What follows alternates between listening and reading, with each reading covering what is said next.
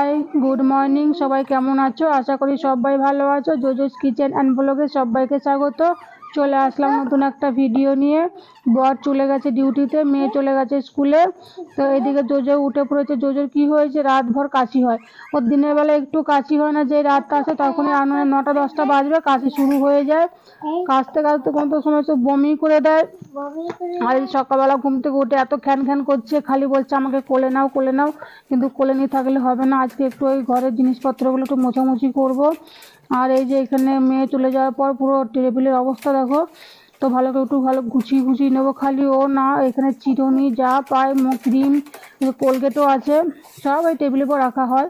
খালি আমি না, আমাদের বাড়ির সবাই মানে 4জনাই তেলের বোতল ফতল, রাতে তেলও দিয়ে দিয়েছিলাম। কাশি এমন হচ্ছিল, তোর বুকে হাতে পায়ে একটু তেল দিয়ে দিয়েছিলাম, সর্ষের তেল। তারপর এই যে একটু মানে খাটটা একটু পরিষ্কার করে নিচ্ছি। আর এই ঘরের বিছানাটা কি হয়েছে, রাত্রেবেলা ও জোজোর কাশি হয়েছে আর সারা রাত বলেছে জল খাবো জল খাবো। তো কোনো এক সময় জল দিয়ে আমি গ্লাসটা মানে বিছানার উপরে রেখে দিয়েছিলাম, তো হাতে লেগে পড়ে গেছিলো। পুরো আধা গ্লাস জল ছিল, পুরো জলটাই বিছানার উপরে পড়ে গেছিলো। তো পুরো ভিজে ওই কোনো মতো শোয়া হয়েছিল। আর এখানে আমার সামনে 7টা-7:30টার মধ্যে পুরো রোদ চলে আসে, তাই আমি সকাল সকাল উঠে আমি এই বিছানাগুলো আগে রোদে দিয়েছি। এরপর আমি খাটটা একটু ভালো করে মুছে নেবো। সপ্তাহে একদিন করে মোছামুছি করি। আর স্টিলের খাটের একটা সুবিধা আছে, বেশ একটু কাপড় দিয়ে একটু কলিন দিয়ে মুছে নিলে পুরো চকচক করে।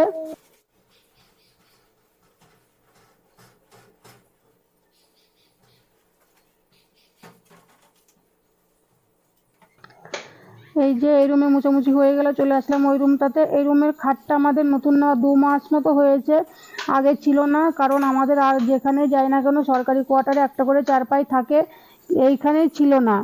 তো রুমগুলো এত বড় বড়, নেওয়ারও দরকার ছিল। তো দোকানে কিনতে গেছি, কোনো দোকানে আর পাচ্ছি না। এখানে কাঠের মানে খাটগুলো প্রচুর পাওয়া যায়, মানে প্রচুর দোকান, কিন্তু স্টিলের কোনো খাটই পাওয়া যাচ্ছিল না। আর এখানে বক্স খাট বেশি, বক্স খাট নেওয়ার ইচ্ছা ছিল না। বক্স খাট এখানে মানে প্রচুর ভারী, আর আমাদের পোস্টিংয়ের একটা ব্যাপার আছে, টানা ছাঁচড়া করতে হবে, ওর জন্য আরও নেওয়ার ইচ্ছা নেই। তো স্টিলেরই নেওয়ার ইচ্ছা ছিল। তো কোনো দোকানে পাচ্ছিলাম না, যে দোকানগুলো দরজা জানালা বানায় ওই সব দোকানে গেলাম। তো অনেক দোকান তো বলছিল পারবো না। তো 2-1টা দোকানে কি হয়, আমাদের বাঙালি কর্মচারী আছে, তারা বলছে ঠিক আছে বানিয়ে দেবো, কোনো ডিজাইন দিতে পারবো না, সিম্পল। তো আমরা বললাম ঠিক আছে, তাও তো বানিয়ে তো দাও। তো আমার বর 2-3 দিন, তাও বললো তুমি আসবে দাদা, দেখিয়ে দেবে, তারপর আমি বানাবো। ঠিক আছে, আমার বর 2-3 দিন যে সারা দিন বসে থেকে থেকে খাট বানিয়ে নিয়ে এসছে। কিন্তু প্রচুর ভারী হয়েছে, খুব পছন্দ হয়েছে আমাদের খাটটা। তো দেখো সব ভালো করে মোছামুছি করে নিচ্ছি।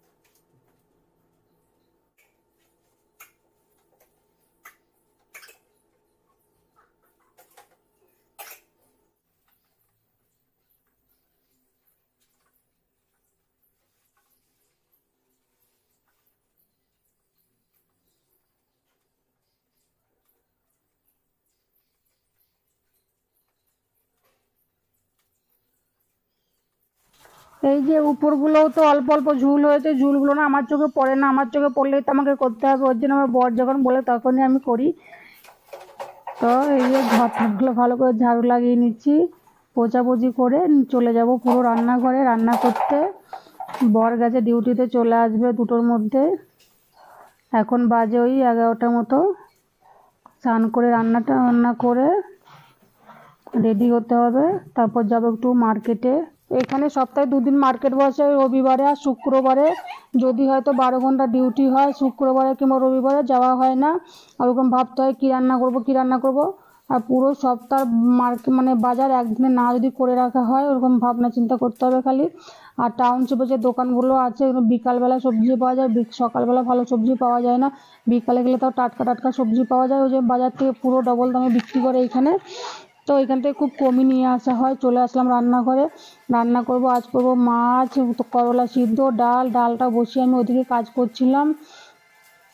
ডালটা সিদ্ধ হয়ে গেছে, এখন আমি ফোড়ন দেবো ডালটাতে, আর ওদিকে আমি মাছটাও বসিয়ে দেবো। আর হচ্ছে এদিকে করলাটা ভাতে দেবো। ভাতটা এখনো হয়নি, ভাত লাস্টে করি, যখন ওই বর আসার 1 ঘন্টা আগে ভাতটা করি, একটু গরম থাকে বেশ ভালো হয়। তো চলো রান্নাগুলো ততক্ষণ করে নিই। এই যে আগের দিনে পিঠে করেছিলাম, একটু পিঠেও খেয়ে নিলাম। তবে আমি খেতে খেতে রান্না করি, ঘুরে বেড়াতে বেড়াতে রান্না করি, ওইদিকে মেয়ের সঙ্গে খেলা করতে করতে রান্না করি।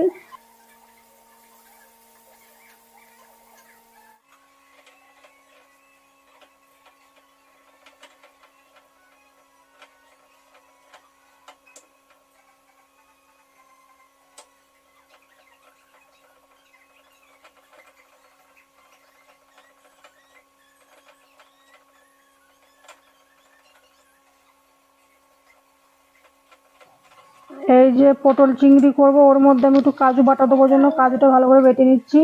মিক্সিতে করলাম না, মিক্সির মধ্যে করলে কি হয়, একটু দানা দানা থেকে যায়, আর শিলনোড়াতে করলে অল্প একটু চাপ দিলে পুরো একদম মিহি হয়ে যায়। তো আমি ভালো করে বেটে নিচ্ছি কাজুটা। এই যে করব কচু বাটা। এইখানে অনেক ধরনের কচু কিনতে পাওয়া যায়, কচু আছে, মাটির আলু। তো আমি না এগুলো ভেবেছিলাম কি সেই কচুর মোথা, আমার কচুর মোথাটা খেতে খুব ভালো লাগে, কিন্তু এইখানে তো আমি নিয়ে আসলাম একদিন কিনে। তো বাড়িতে এসে খেয়ে দেখছি কচুর মোথা নয়, এটা কোনো এক ধরনের মান কচু অনেক ধরনের হয়, তো সে তার মধ্যে একটা হয়তো হবে, কিন্তু গলাও চুলকায়নি।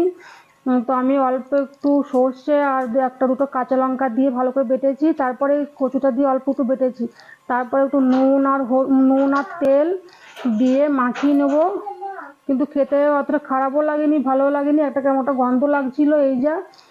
কিন্তু ওই কচুর মতো টেস্ট নয়, কচুর মতো আরও টেস্ট, মানে খেতে ভালো লাগে। তো আমার রান্না বান্না প্রায় শেষের দিকে, এখন স্নান টান করে নেবো। তো আমার ভিডিও যদি ভালো লাগে লাইক দেবে, সাবস্ক্রাইব করার অনুরোধ রইল। ফিরবো অন্য কোনো ভিডিও নিয়ে, ততক্ষণে ভাই সবাই ভালো থাকবে।